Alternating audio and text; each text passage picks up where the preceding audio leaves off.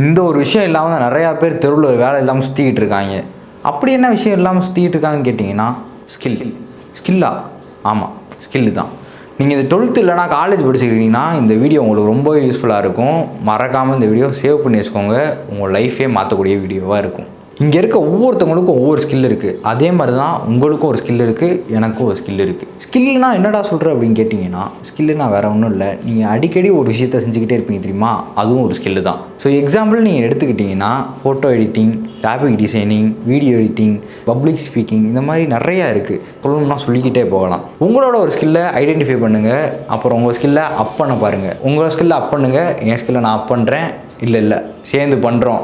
So இன்னும் ஒரு 6 மாதத்தில் நம்ம ஸ்கில்லை அப் பண்ணி நம்ம ஒரு பெரிய டிரான்ஸ்ஃபர்மேஷனை கொடுக்குறோம். டிரான்ஸ்ஃபர்மேஷனை எப்படி அப்ஸ்கேல் பண்ணுறதுன்னு தெரிஞ்சுக்கணும்னு நினச்சிங்கன்னா மறக்காமல் கமெண்ட் பண்ணுங்கள்.